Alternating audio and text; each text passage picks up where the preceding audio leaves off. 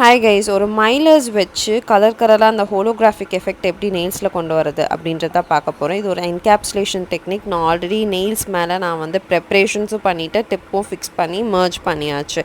இதை பற்றின full in-depth preparation video already யூடியூப்பில் நான் போஸ்ட் பண்ணியிருக்கேன். அந்த லிங்க்கும் கீழே கொடுக்குறேன். ஸோ இப்போ மைலர்ஸ் வந்து எப்படி ஒட்டுறதுன்றதை ஃபர்ஸ்ட் பார்த்துடலாம். ஸோ ப்ரிப்ரேஷன் முடிஞ்சு டிப் ஃபிக்ஸ் பண்ணதுக்கப்புறம் இந்த மைலர்ஸை நான் ஒவ்வொன்றா நான் வந்து கிளியர் அக்ரிலிக் வச்சு நான் ஒட்டிக்கிறேன். ஸோ இந்த மைலர்ஸ் நிறைய கலர் அவைலபிலிட்டியோடு இருக்குது. இந்த மைலரோட கலர் அவைலபிலிட்டிஸோடு நான் எங்கே வாங்கினேன் அப்படின்றத நான் டிஸ்கிரிப்ஷனில் அந்த ப்ராடக்ட் லிங்க் நான் கொடுக்குறேன். நீங்கள் டைரெக்டாக நீங்கள் வாங்கிக்கலாம் இந்த மைலர்ஸை. ஸோ இப்போ நான் வந்து டிப்பில் நான் ஃபிக்ஸ் பண்ணி முடித்ததுக்கப்புறமா நான் வந்து ரிங் ஃபிங்கருக்கும் தம் ஃபிங்கருக்கும் எந்த விதமாக மைலர்ஸ் ஒட்ட போகிறதில்ல. ஏன்னா எல்லாமே ஒரே டிசைனாக இருந்தால் நல்லா இருக்காது. ஸோ தம் ஃபிங்கருக்கு மட்டும் நான் டிஃப்ரெண்ட்டாக ஒரு சேம் கலர் நியூட் கலர்ஸ்லேயே நான் வந்து பண்ணிக்கிறேன். அண்ட் ரிங் ஃபிங்கருக்கு ஃப்ரெஞ்ச் ஃபேட் பண்ணணும்னு நினச்சேன்.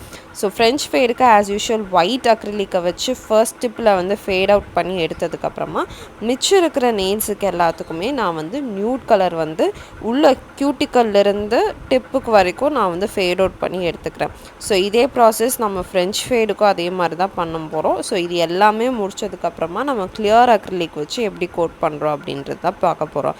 ஸோ இப்போவே பார்த்திங்கன்னா உங்களுக்கு அந்த டிசைனோட ஃபீல் உங்களுக்கு தெரியும். ஸோ அங்கங்கே உங்களுக்கு வந்து நீட்டிகிட்டு இருக்கிற மாதிரி இருக்கும் மைலர்ஸ். But after clear acrylic coat பண்ணி ஃபைல் பண்ணி எடுத்ததுக்கப்புறம் உங்களுக்கு எந்த விதமாக அந்த போக்கிங்னஸ் எதுவுமே இருக்காது.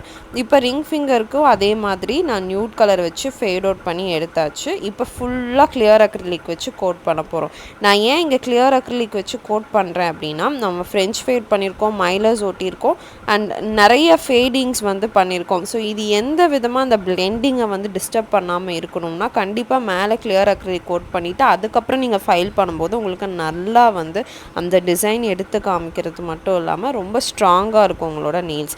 ஸோ இப்போ வந்து ஃபைனலாக ஃபைல் பண்ணிவிட்டு டாப் கோட் போட்டதுக்கப்புறம் இதுதான் ஃபினிஷ்ட் லுக். உங்களுக்கு புரிஞ்சிருக்கும்னு நினைக்கிறேன். I hope you guys like this look. And எனக்கு ரொம்ப இதோட ஃபைனல் அவுட்புட் ரொம்ப பிடிச்சிருந்து. Hope you guys like it.